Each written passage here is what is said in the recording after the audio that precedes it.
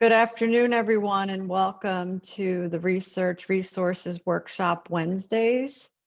Today's topic is the New Jersey ACT's Biomarkers Core, and we'll just give it a couple of minutes here for people to join, and then we'll get started.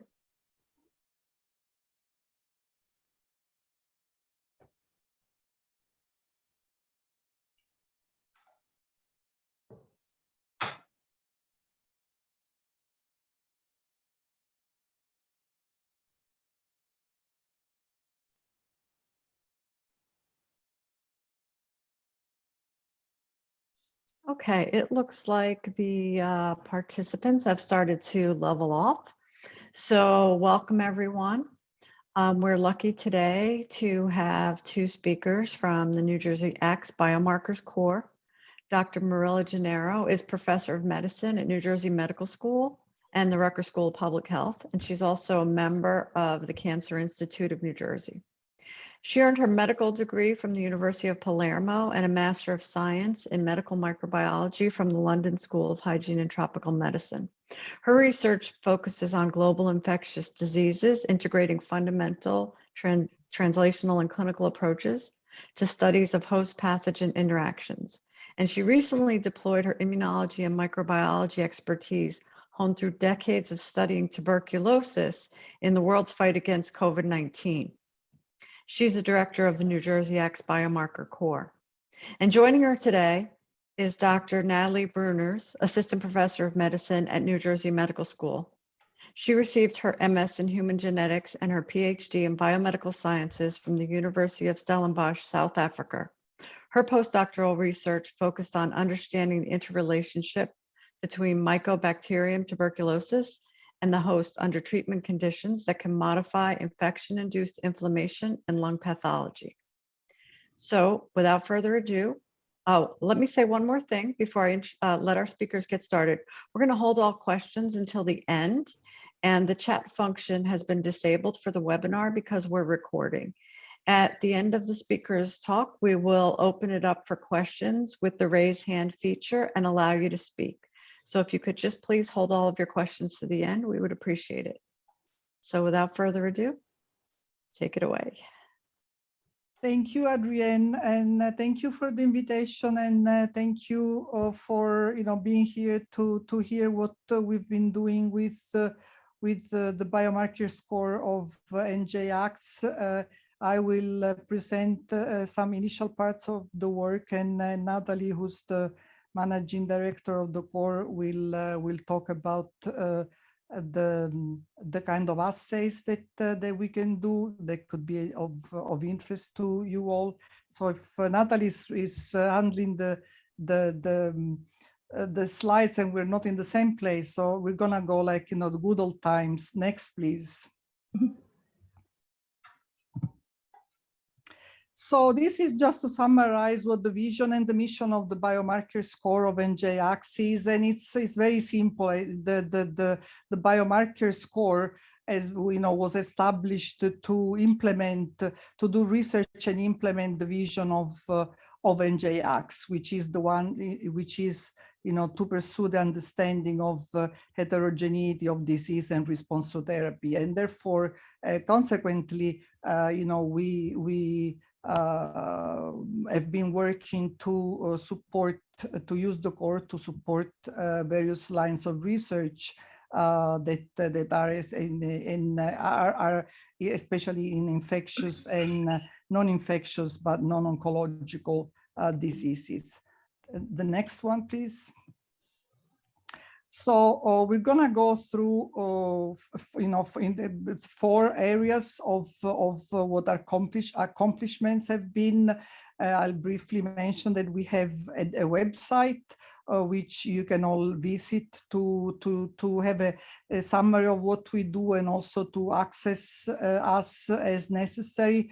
I'm gonna show you one, how can I say, proud achievement that we have accomplished thanks to very strong, institutional support that has allowed us to get our COVID-19 research started and flourishing.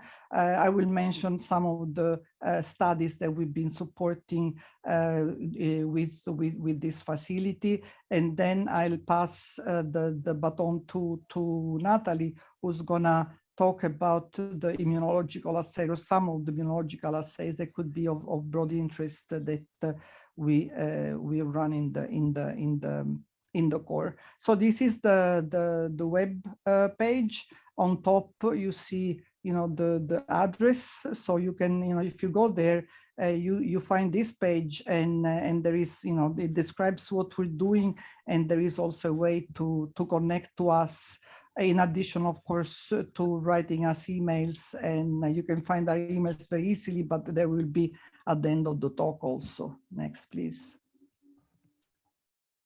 Okay, so this is one of the accomplishments in the COVID area has been the establishment of a brand new BSL-2 plus laboratory where we do all our COVID research, and has been equipped in record time with top of the line instrumentation that include automatic liquid handling and instrumentation that allows for high throughput ELISA for binding assays for antibodies. Next, please. And this is a summary of many studies that we've conducted in totality, in fact, with other Rutgers investigators. The ones that are highlighted in red have resulted into NIH-funded projects. Others are, have other sources of funding, or some small studies, especially some small studies on COVID have had intramural funding. But this is, I think, with the exception of one of the first one, that is a TB study, these are all COVID-19 studies of various kinds, in which we have gone from doing several prevalent studies to studies using various assays. As I said, Natalie will illustrate, and we've been looking at COVID in adult populations, in pediatric populations. We're now very involved in doing research on long COVID, or as the NIH calls it, PASC, that stands for post-acute sequelae of SARS-CoV-2 infection. And in fact, our lab has been selected to be the core facility for the serological testing of all the participants in the recovered pediatric cohort. The next one, please.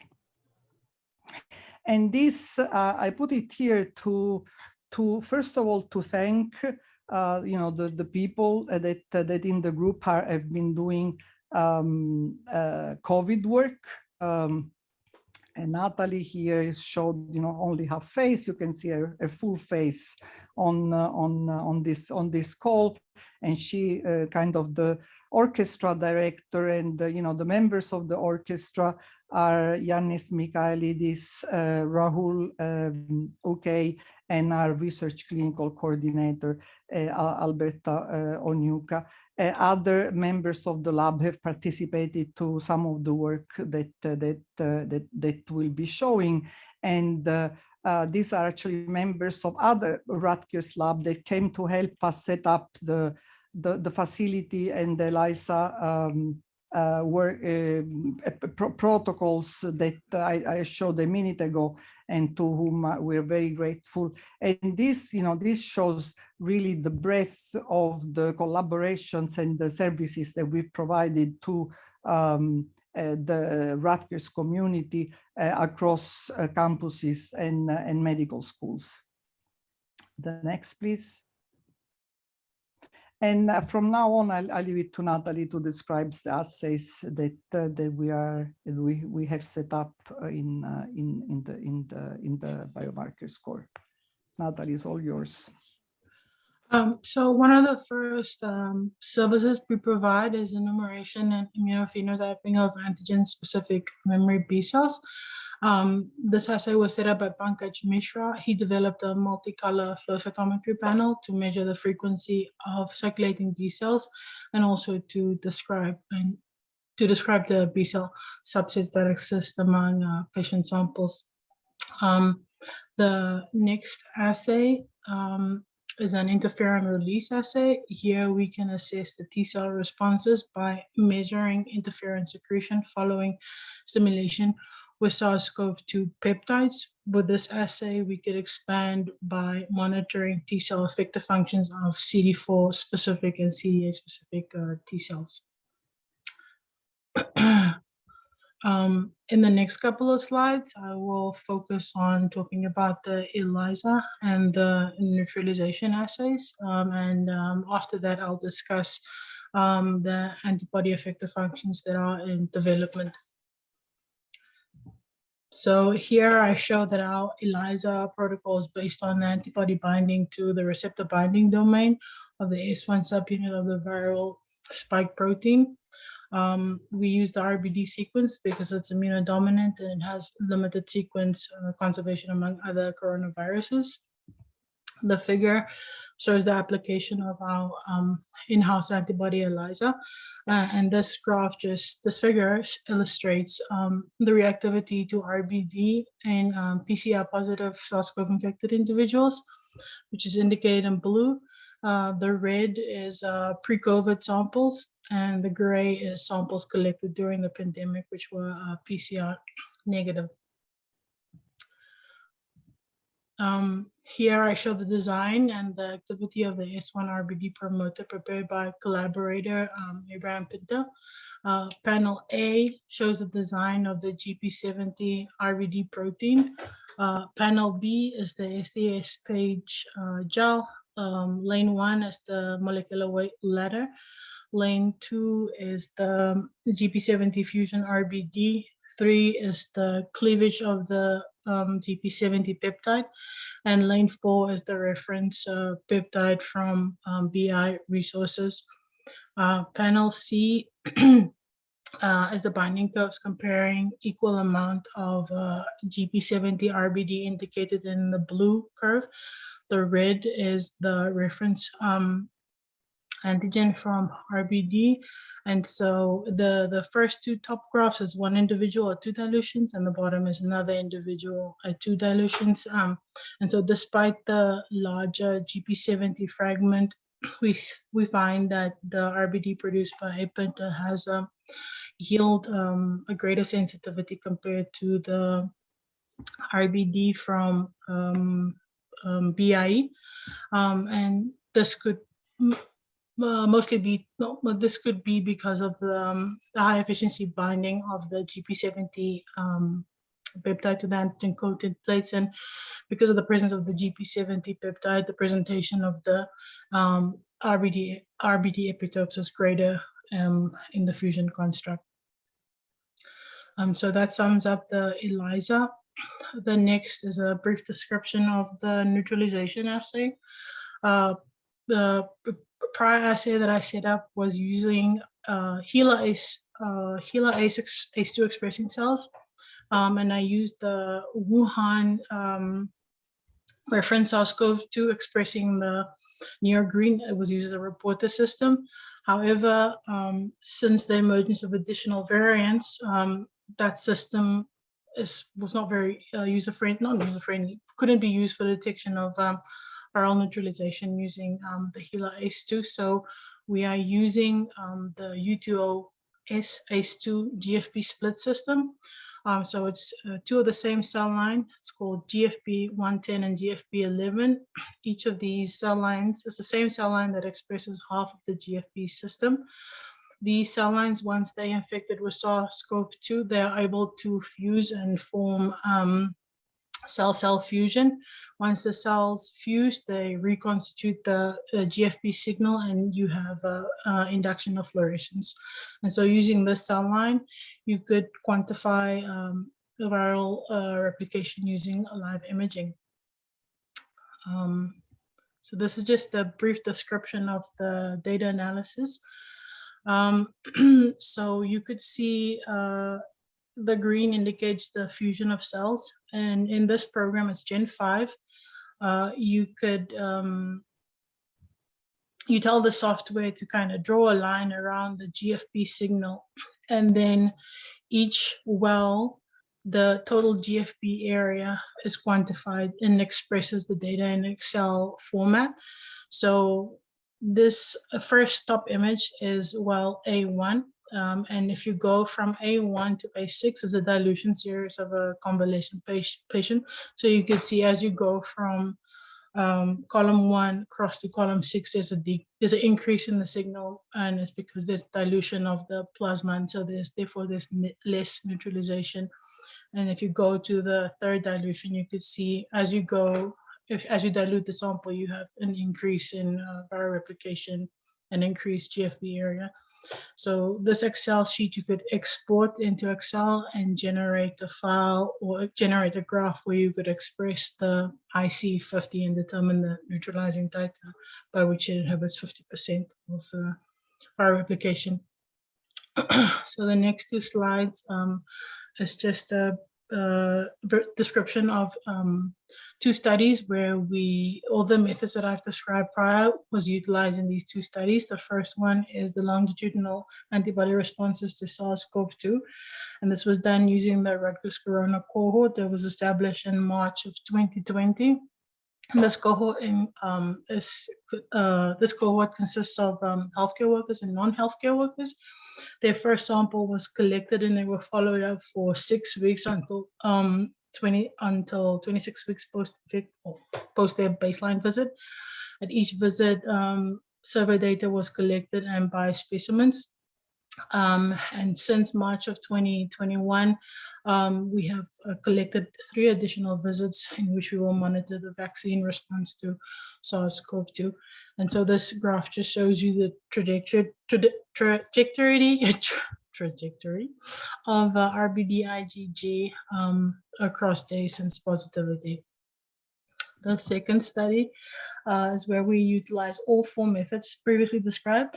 In the first couple of slides, we looked at the comparison of humoral and cellular responses elicited by the mRNA and adenoviral vector vaccines against SARS-CoV-2. So panel A shows you the RBD IgG titer, B is the neutralizing titer, and C and D is the memory response of B cells and T cells. Okay, so I've described the ELISA and the neutralization, and so the next couple of slides will show you a summary of the antibody effector functions that we are setting up in the lab. So beyond neutralization, antibodies can provide antiviral protection via recruitment of complement and FC receptors, which are present on all immune cells. These are normally protective. However, in some cases, overactivation via these responses can enhance pathology. Some of the examples that I found in literature is if they found that IgG lacking core fucosylation that has lacking core fucose has an increased affinity to bind to the CD16 receptor. And as as antibody binds ADCC, it induces ADCC at a greater capacity, and it's been associated with severe COVID and as well as increased secretion of cytokines, which leads to tissue damage. The same has been seen with antibody-mediated complement activation and severe COVID. And in these patients, these antibodies that get induced complement are able to also activate other immune cells and prime them to secrete more cytokines, and therefore it creates a more of a damaging environment than the disease recovery. And so we are establishing these methods to understand the balance between what is protective and what is pathogenic in order to advise on better vaccine strategy and other therapeutic design. So the first assay I'll focus on is complement-dependent cytotoxicity. In this assay, we use Raji cells expressing spike. So we incubate the Raji expressing cells with COVID sera and normal commercial complement for 24 hours. This can also be heat inactivated to denature the proteins of complement. After 24 hours, you do a live and dead staining. The graph at the bottom I didn't use live and dead staining. Here we use the Celtox dye, which is a 96 cell-based assay. So the lighter orange is 50% normal sera.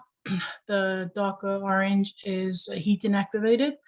For this experiment, we use CD20 as a positive control and beta-gal as a negative control. The orange is the positive control for the assay buffer or the assay substrate. And so this basically just lyses the cells. And so you should have a greater induction of cellular cytotoxicity when you use the positive control. And so here you could see, since CD20 is expressed on Raji cells, the binding of CD20 in the presence of complement induces cellular cytotoxicity. The next assay that's part of complement activation is C3 deposition. However, in this assay, we are unable to look at cytotoxicity since A594 cells expresses a complement inhibitor on the surface of the A594 cells, A549 cells. So,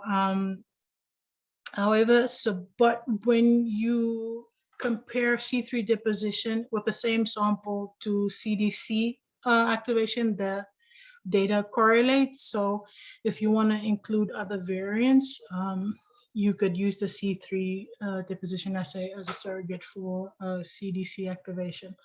So here we take the A549 cells expressing ACE infected with SARS-CoV-2. This can be any variant, and we leave it for 24 hours. After infection, we add the patient sera and 50% complement or heat inactivated. We keep it for 4 hours, and after 4 hours, we perform C3 staining. So in the image, you can see the bright field indicating the cells. And in this experiment, we use the neo-green SARS-CoV-2, but you could use any variant and use either spike or nucleocapsid conjugated to a fluorophore to detect SARS-CoV in the A594 cells. And then you stain with the C3 antibody. And so you can see in the presence of normal complement, you have C3 deposition on the infected cells. However, when you denature the complement, there's no recruitment. The next 3 slides focus on looking at ADCC. So for this assay, we use a reporter cell line that has CD16 on the surface. Once the CD16 recognizes an antibody bound to a target cell, it induces phosphorylation of SEC. It increases calcium. It dephosphorylates NFAT. NFAT is then translocated to the nucleus, where it induces expression of NFAT attached to Lucia. So the Lucia is, once you add the luciferase, you detect the secretion of Lucia. So for this assay, we use Raji spike cells in a ratio of 1:2 with Jarkat CD16 cells. We incubate it with patient sera for 18 hours, and then we add the substrate and we measure the luciferase. And so here you could see CD20 and beta-gal, CD20 serving as a positive control and beta-gal serving as a negative control, and you have induction of ADCC. And we tested some infected and vaccinated samples, and we were able to detect ADCC with these samples. And this was only done at 1 dilution. So to be a little bit more informative, we have to do like a titration or dilution to determine the ADCC titer. And so this was set up in the beginning of the pandemic, and since then we have emergence of new variants. And so we set up 2 more assays to include looking at other variants. And so here we use antigen-coated plates. So the antigen-coated plates will serve the function of a target cell. And here you could use RBD, you could use any other antigen expressed by SARS-CoV-2. So you add the patient sera again at a dilution series, and you incubate that with the cell line. You leave for 18 hours. After 18 hours, you add the substrate, and you read the luciferase. And then after that, you could express the data to determine the EC50, and that would be your titer for inducing ADCC. The next assay uses SARS-CoV-2 virus. So we use the same cell line that we use for neutralization. We infect for 20 to 24 hours. We allow the cells to fuse. After fusion, we add the patient sera and NK cells from healthy donor in a ratio of 1:1. After 4 hours, you image the plate, and so loss of GFP area is the indication of ADCC induction. The next assay looks at antibody-dependent cellular phagocytosis. So it's the same principle as the ADCC using the CD16 cell line. However, in this case, the CD16 is replaced by CD32. Again, it functions as the same way. INFAT is translocated to the nucleus and induces expression. So you would take your Raji cells, combine it with the Jacquet CD32 at a ratio of 1:2. And this experiment is only performed for 6 hours. After 6 hours, you add the substrate, and here again you could see the induction of ADCP using CD20 versus the beta-gal, which is the negative control. Okay, and that's it. Okay, so thank you so much to both of our speakers. I'm going to open it up for questions now. If you use the raise hand feature, that is the best way to get our attention, and we can unmute you to ask your question.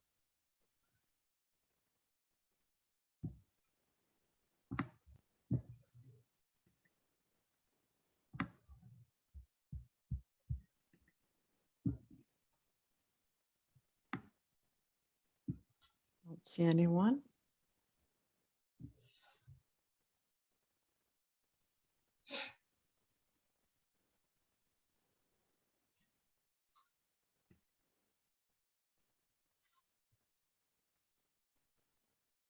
Okay. So these assays can be that Natalie has described are of course have been developed for SARS-CoV-2, but it can be easily seen that they can be adapted to other types of infections. Great. So I think we have a question, Dr. Schutzer. Hi, thanks, Natalie and Mirella. I guess I actually see from the URL address at the bottom that you would probably like, if we're writing a grant, to include this as a resource and specifically those assays. Is that correct? And how would you like us to go about that?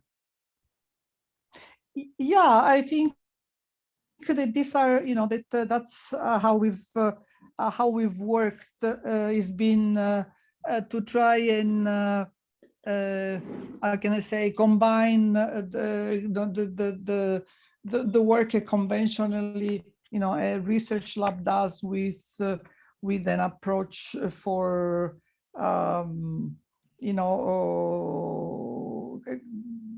how can I say, providing a resource that leads to, that has been that works to to generate results for papers, for grants, etc. And Natalie has given a couple of examples of say what the work that we've done with the Rutgers Corona cohort, where we've performed the serological testing, and other studies in which we've used the whole slur of assays that Natalie has described. So that's the idea is a collaborative slash service providing activity that can enhance, that can help go forward with successful projects.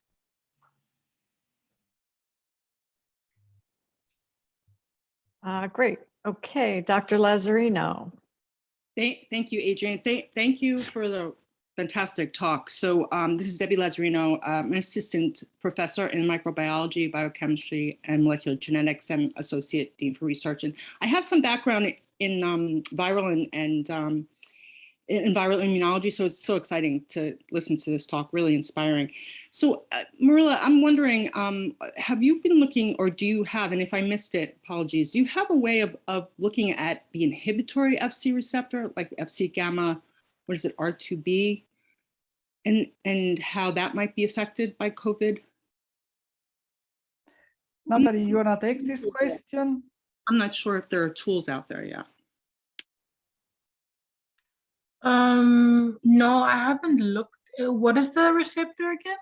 Well, so I think there's an FC gamma R2B, but I haven't been in the field for a while, so I might not be citing it properly, but there's an inhibitory and an excitatory version. And I think the inhibitory version is really specific to certain types of autoimmune responses and things like that. So it might not be relevant to this, but it may be. And I'm not sure if you have the same tools, because you have specific cell lines that you can measure the different responses. So I'm not sure what cell line you might use, or if there is recombinant cell lines out there. They may be. Yes. Well, I don't know if the cell line that I have would be of application, but I have the the ST4H6 cell line.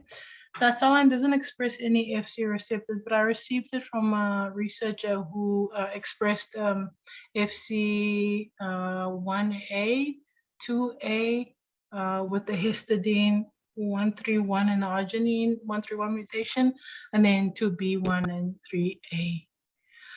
But that cell line we want to use to see if there's viral uptake mediated by antibodies. Yes, that would be Yeah. one great application. Yeah. Yeah. Wonderful, exciting. Yeah. So it's a series of essentially the recombinant cells that it starts out as without FC receptor, and then they express all the entire series. We probably, if you go next, maybe we have the next slide may show that. Yeah. See, Thank we you. prepared it for you. It's really exciting work. Thank you. Both. That's exactly what Natalie was talking about, and